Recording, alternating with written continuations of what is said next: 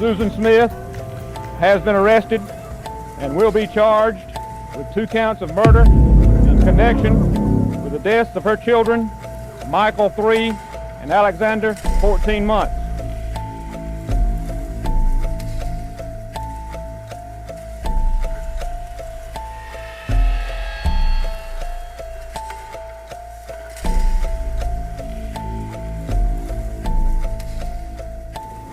At this point, based on what happened last night, do you know anything better about it now than you did last night? No.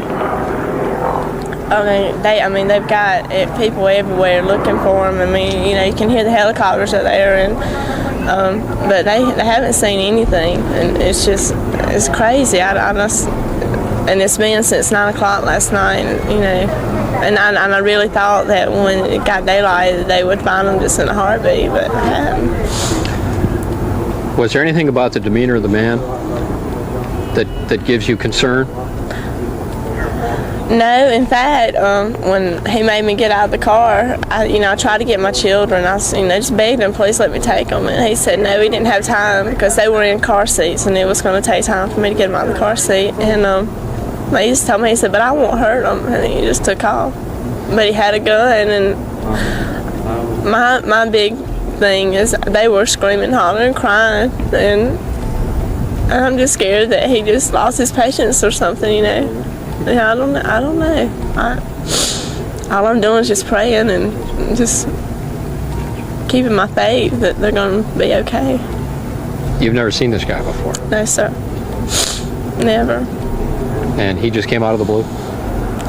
I was stopped at a red light, and I was looking this way, looking toward the left, and it was just like, in a second, he was in my car. He just opened the car door, and I just screamed. I said, what are you doing? He just shut up and drive, and he had a gun, and he was poking it in my side, and told me to drive. And so I drove, and I was trying to ask him one time, why, what do you want? Please just, don't hurt me or the children. He said, and he never said anything. All he ever told me was, shut up or I'll kill you. He said, don't say anything else. And my children were crying, and I was trying to tell them, that it was okay, that, don't worry. And he would, and he let me talk to them. And then we just got maybe 3 or 4 miles down the road, and he told me, he said, I want you to stop. And I said, stop right here? He said, yeah, stop right here. And it was just in the middle of the road. And I stopped, and he told me to get out, and I was in the driver's side, he was in the passenger side, and so as I opened the door, I said, I'm going to get my children before I go. He said, no, you can't. He said, I don't have time for that. He just, and sort of pushed me on out the door, helped me get on out the door, and he slammed the door and took off, and I ran to the closest house that I could, and I'm really sorry. I want to say to my babies that your mama loves you so much, and your daddy, these whole families love you so much, and you guys have got to be strong. While state investigators combed the abduction site by air, local authorities field questions about information Susan Smith gave through this polygraph machine. A source tells the Greenville News the missing children's mother failed the test. I have not spoken with Susan directly about what her feelings are with that, and we have decided that we are not going to address that situation. Those reports came from unnamed sources, and we are just not going to comment on that. We're trying to corroborate her story because not only is she the victim in this case, but the public is trying to make her the suspect as well. Sheriff's investigators have found inconsistencies in accounts of those interviewed. That's quite logical in a case like this, but to rule her out, we're going to have some hard and fast evidence. That's what we've not been able to develop in this case as of yet. And still no sign of little Michael and Alex. At the Smith home, family and friends wait for any news, hoping the national search will lead to a safe return. And I don't feel good about it. But as each day passes, the concern and questions mount. I'm a black man, and what would I want to drag a car and take 2 white children for? What would I want to do it for? And lately, anyone loosely fitting the suspect's description feels the tension. To a young black man, they're gonna look at you in a funny way, but That's the only reason is because of what done happened. And this community blames no one for wanting to save such innocent victims of crime. The outpour of prayers and donations continues for a family in search of 2 lives no amount of money can replace.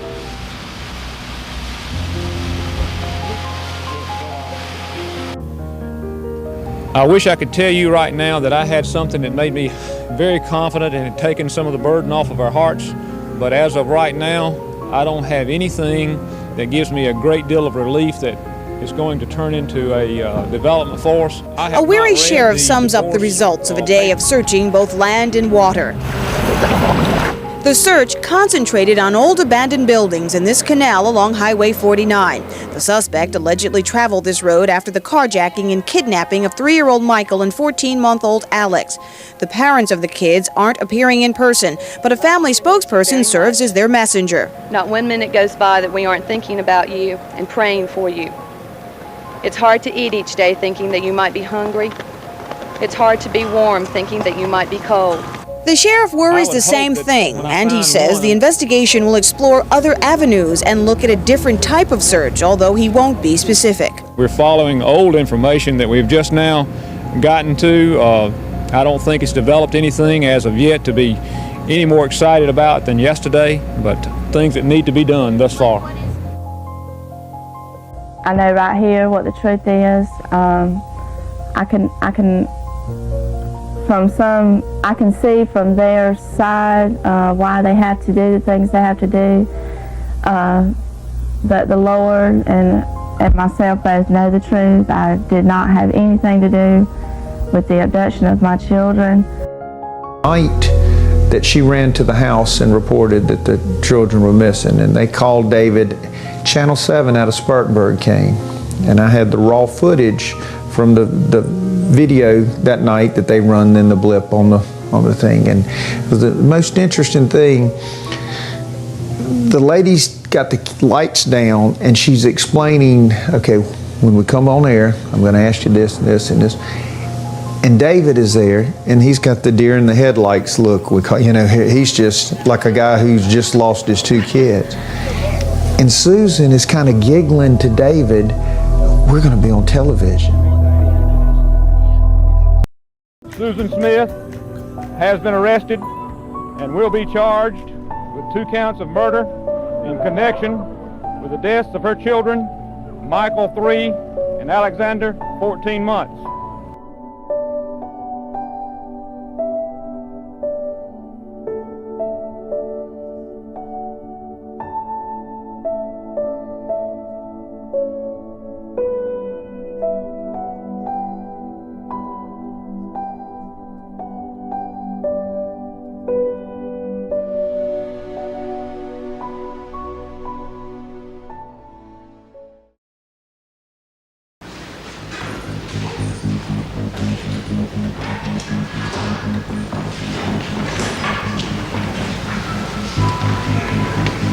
Court come to order. All rise.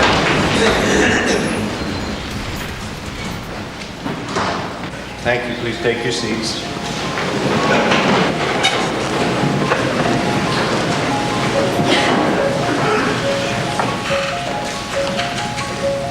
Newspaper. They carried a story on the front page this morning. Did it? Ms. Decker, you are the Twyla Decker, am I pronouncing that correctly? Yes. Okay.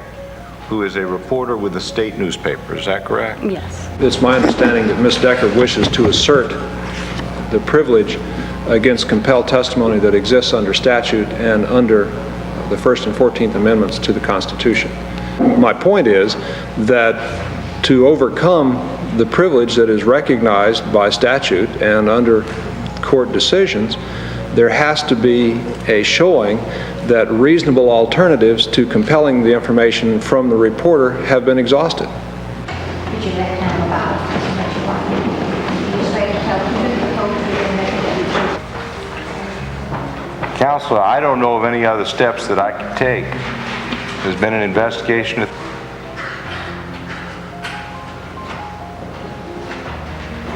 Evidence, and that evidence is more abundant now than it was on January 27th. that unless action is taken before trial, Susan Smith will not receive a fair trial from this court.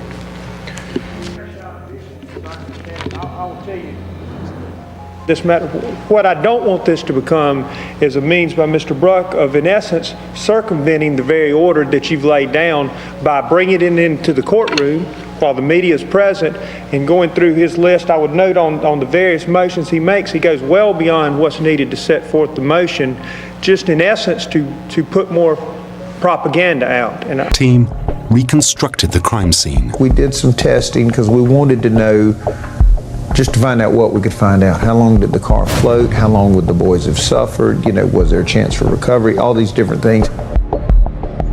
Pope found an exact replica of Susan Smith's car, placed sandbags in the child seats where Michael and Alex would have been sitting, and took it out to the John D. Long Lake. This reenactment is to be the centerpiece of Pope's case. We mounted a camera on the back deck, had the car seats in there. We matched the weights and did everything scientific we needed to do. As the car would sink, you would see the water come up, and basically you knew in your mind's eye that the boys were strapped in these seats, and the car is now turned up, so you're now facing down. And ultimately, the water would go over and it ultimately covered the camera.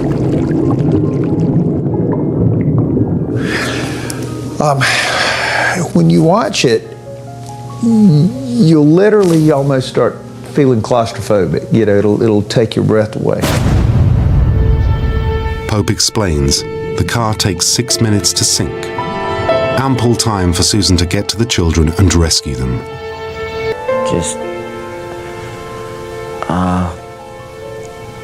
wanting to confront her. A lot of days during the trial,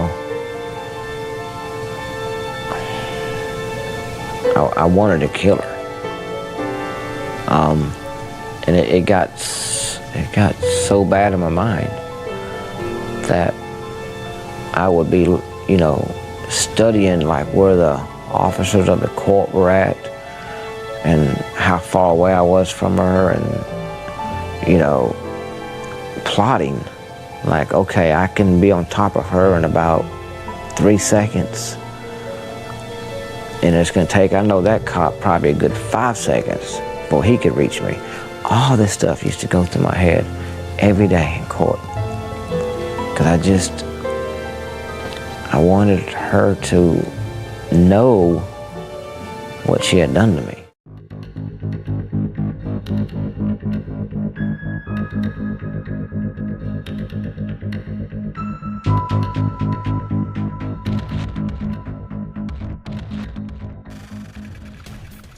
The Union County mother convicted of killing her 2 sons and blaming a black man is now asking for a new trial 15 years later. Smith isn't denying her guilt. In a handwritten petition, she says she didn't get a fair trial.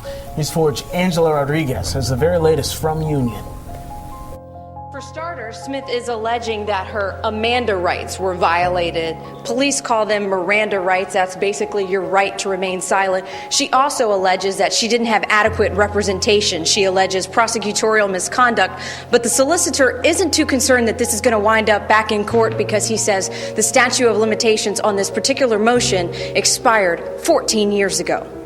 I would like to say to whoever has my children, Susan Smith, the same woman who begged for the safe return of her 2 young sons, then turned around and confessed to killing them in 1994, is now, in her own words, painting herself as a victim of the justice system. 15 years after being sentenced to life in prison for the murders, Smith has filed a motion requesting a new trial. Makes me sick to my stomach. I'm a mother.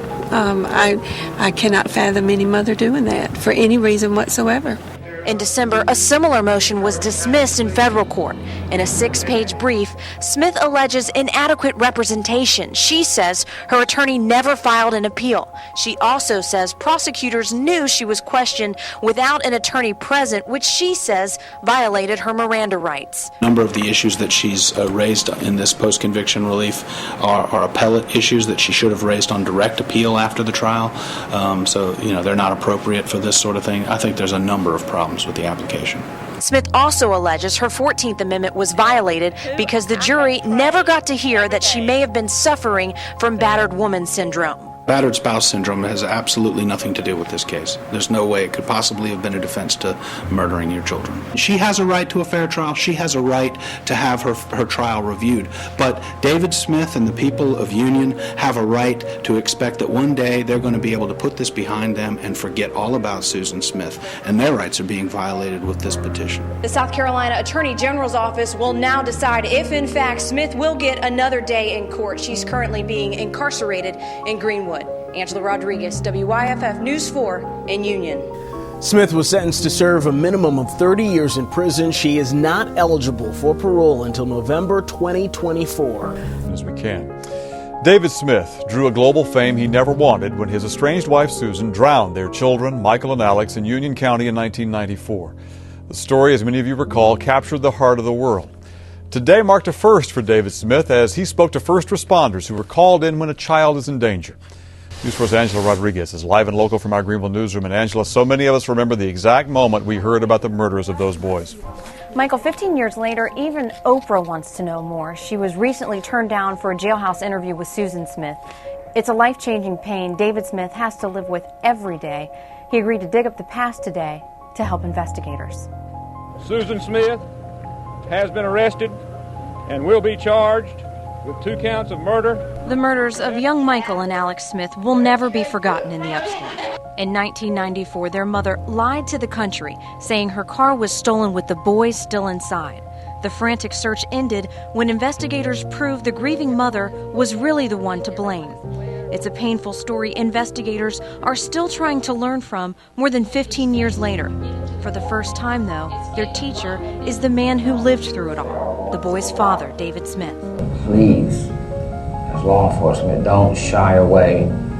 Don't feel intimidated by the parents and hinder, the investigation. Please ask those important questions. Smith reopened his old wounds, talking about what it was like to be under the microscope. Part of me was kind of a little frustrated because I wanted every available officer out there looking for Michael and Alex. And I was like, well, you're wasting time interviewing me. Or, as I thought at that time too, Susan. He says what happened to his family is the reason why investigators can never back down. But he says to get to the truth, they'll have to use compassion. Asking me, do I know where Michael and Alex is at? That hurt. But I knew they had to, ask that. They had to do their job. And that's what I want law enforcement to do, is just remember that they have to ask those tough questions. David says he's only spoken to Susan once since the trial. It took many years. It took a long time, but I finally forgiven her, because not forgiving her, that was eating me up. Do you expect to be the difference? As for Oprah's request for a sit-down with Susan in jail, to me, she just needs to go away, per se. So, if Oprah wants to talk to Susan, I guess, from a media point of view, I can understand that. But from a personal point, I don't agree with it. David Smith now works in Spartanburg. He's remarried and has a 10-year-old daughter and a 7-year-old son who he says has helped him through all of this.